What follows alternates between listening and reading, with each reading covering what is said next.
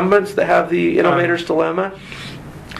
In many cases, they either never talked to their end customers or they're so far removed from them that the feedback never reaches them. Yeah.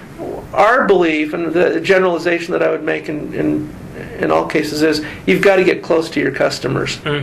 You've got to get really close to understand what their needs are, what jobs they're trying to hire you to do, and what trade-offs they're willing to make. And if you can delight your customers, almost all of our marketing happens virally by word of mouth. People love it and they tell other people about it. So that's what has precipitated the fantastic growth in social networking sites, because you tell people about it, right? Yeah. No, absolutely. So maybe as a student, how would you sell me on your software? Somebody that was a learning business that was going to apply this to students. How would you sell a student on why this would benefit? So that's a great question. What I would say is that typically happens in a three-way conversation that includes our partners, because our partners are the ones that are typically driving and delivering the student-facing or teacher-facing solutions. We're really kind of a component supplier to those customers, and so we spend a lot of our time listening to our partners who get close to their customers, which are the teachers and students, and really enabling the capabilities that they want to deliver. So, for example, in the last year, a lot of the requests have been for communication and collaboration support. They want to add wikis, they want to add blogs, they want to add social networking capabilities, and most of the enterprise vendors don't have that. Because they were built on the old model of a lecture-style delivery, one-to-many. So those are components that we're delivering now that allow the other vendors to add that capability. And so that's one example where student needs have really driven a huge focus on communication and collaboration and allowing the partners that we work with to deliver those kind of tools. Okay, cool. So kind of, you talk about the way technology has really changed the way students learn. But how, and you've kind of hit on this already, but how does it change maybe how teachers would? Yeah, so let me give you an example. Would use it. I love teachers. Teachers are great, and I've had some great teachers in my life.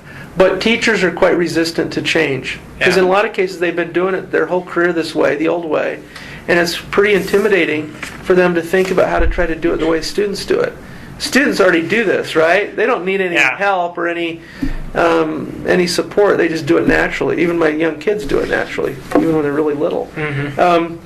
But what we provide are tools that help improve teachers' productivity. So one example is we have a gradebook tool. And a gradebook can save maybe 30 minutes a day for a teacher. Rather than printing out handouts, passing them out, having everybody filling them in, collecting them up again, grading them, typing the grades into a gradebook, passing the papers back. That's such an old school way of doing it, right? It's very wasteful in time and paper costs and in overhead. And so we can remove all that and just go directly to an electronic delivery where the teachers can post assignments electronically, students can take them electronically, get automatically graded in the case where they can be machine scored, and have it immediately populate the gradebook. So you don't have to wait for a couple of days to get your grades posted. You know exactly, as soon as you turn it in, you get it scored immediately. And if the teacher wants, you can see which ones you missed and what the correct answer was and why you got it wrong. So it's good for teachers. It saves them time.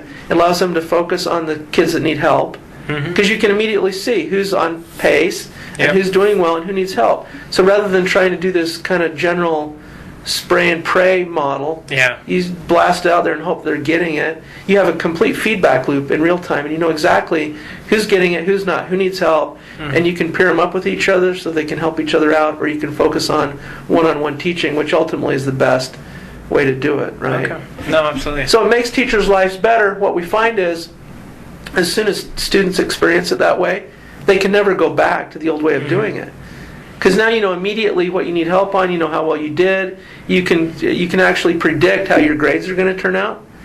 You can say, if I keep doing the same way, and so you can say, well, what do I need to score on this exam, or what do I need to do on this assignment in order to get the grade I want? So you can kind of predict in advance and pace yourself. It allows you to schedule and pace the work that you're doing. So it really does make a dramatic impact. But the main thing is helping improve student learning outcomes.